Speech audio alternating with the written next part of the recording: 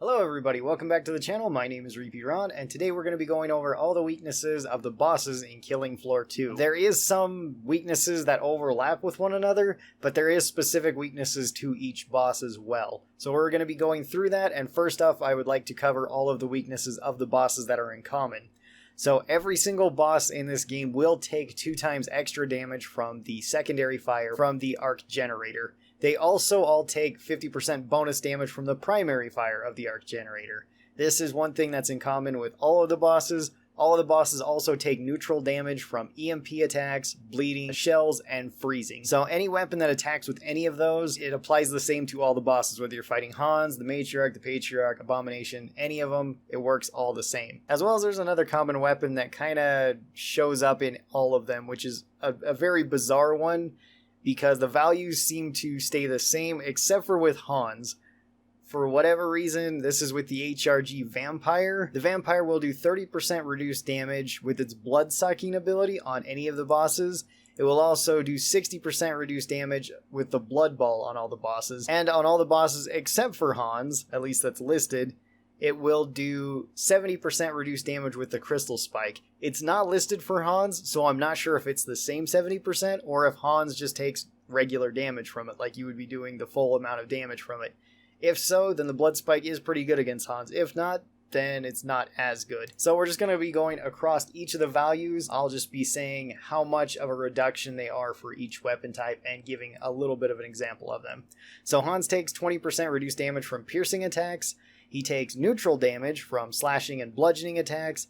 He only takes 10% of the damage from toxic attacks. He takes an increased 20% damage towards the Mine Reconstructor, oddly enough, and 10% damage reduction from the Heal Thrower, also oddly enough. He takes an increased 10% damage from fire attacks, unless it's the Scorcher, in which case he takes 10% reduced damage from the fire of the Scorcher, specifically. He also takes 10% reduced damage from the Dragon's Breath. I believe that counts. I'm not sure if that counts as the fire or just the Dragon's Breath damage, or if it counts for both. He takes neutral damage from microwave weapons, unless it's the Tesla launcher, and then he takes 30% reduced damage from that. And he takes neutral damage from explosives, unless they are the RPG-7, in which case he takes 20% increased damage from. And moving on to regular weapons, Hans takes 20% reduced damage from submachine guns, assault rifles, shotguns, and handguns. He takes 30% reduced damage from the minigun. He takes 40% reduced damage from the Scorcher impacting him,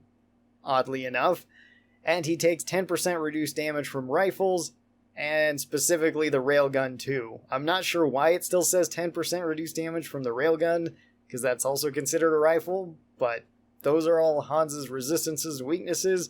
His weakest part is his head, where you'll be doing 20% bonus damage if you hit him in the head, although you will be doing 5% increased damage if you hit him in his chest core or in his backpack. His claws are his strong point, where he'll be taking 80% reduced damage if you hit him in the claws from anything. Pretty much everything else, his body will take neutral damage unless it's covered in metal, in which case it will take slightly reduced damage. The Patriarch's up next, and starting out with piercing damage, Patriarch takes 50% reduced damage from piercing. He takes neutral damage from slashing and bludgeoning attacks. He only takes 5% damage from toxic attacks. He takes 40% reduced damage from the Mine Reconstructor explosion, so I'm not sure if that counts as also direct hitting him with it or what. I'm not really sure. He takes 50% reduced damage from the Heal Thrower, 50% reduced damage from fire, 60% reduced damage from the HRG Scorcher's damage over time, 10% reduced damage from microwaves, unless it's Helios Rifle or the Tesla launcher. Both those are reduced a little bit more.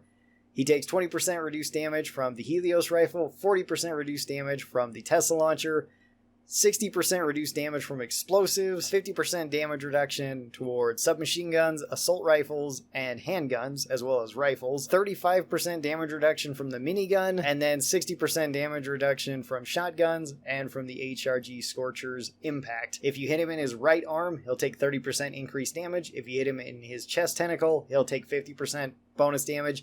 Pretty much anywhere else where he's got fleshy bits attached to him that you're hitting will do neutral damage, and any of the metal parts will do reduced damage, sometimes very reduced damage if it's something like his all-metal leg. It'll do barely any damage to him. Up next, we have the King Fleshpound. King Fleshpound takes 25% reduced damage from piercing attacks, like the nail gun, stabs from the Zweihander or katana, 50% reduced damage from slashing, 40% reduced damage from bludgeoning, 75% reduction from toxic damage, 40% from the Mind Reconstructor explosion. Again, not entirely sure what that counts as.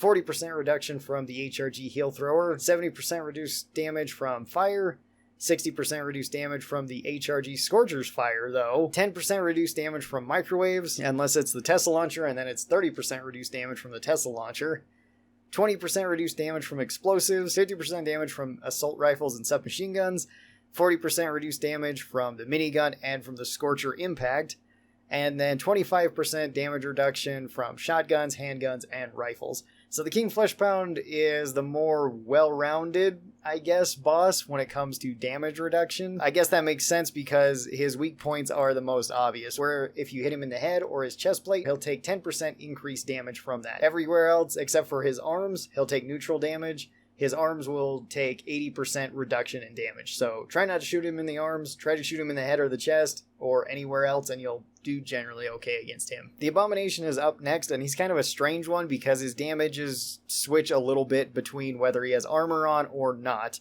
Mostly that he takes increased damage by 20% from the Heal Thrower if he has armor on, whereas if he doesn't, then you just do neutral damage. Pretty much everything else stays the same, so we're going to be going over that. He takes 50% damage from piercing attacks. He has neutral damage towards slashing and bludgeoning attacks, only takes 5% damage from toxic attacks, takes an increased 20% damage from the Mind Reconstructor, which is a bit weird, as well as 10% increase from the Heal Thrower if he has armor. If he doesn't, then that doesn't apply. 50% damage from fire, unless it's the Scorcher, and then it's 60% reduction in damage towards the Scorcher's Fire. 10% reduction in damage towards microwaves, unless it's the Tesla Launcher, and then it's 40%.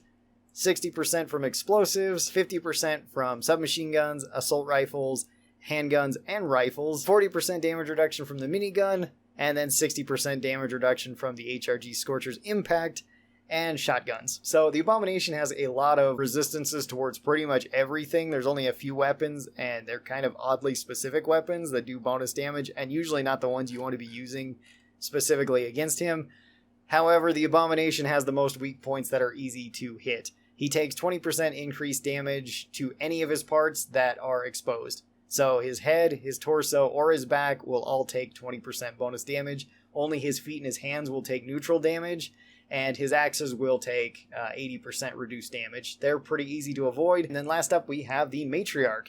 So the Matriarch takes 50% damage reduction from piercing, neutral damage towards slashing and bludgeoning attacks, 95% reduction towards toxic attacks, 50% reduction towards the Heal Thrower, 50% reduction towards fire, 60% reduced damage towards the HRG Scorcher's Fire, 10% to microwaves, unless they're the Helios Rifle or the Tesla Launcher, and then it's 30%, and 60% reduction from explosives. She also takes 50% reduced damage from submachine guns, assault rifles, handguns, and rifles, and 60% reduction from shotguns. She does take 25% reduction in damage from the minigun. So the minigun actually stands out here against the Matriarch. Most of her resistances aren't too bad compared to the other bosses. They're pretty neutral. The Matriarch's weak point is her head. She will be taking 30% increased damage if you hit her in the head.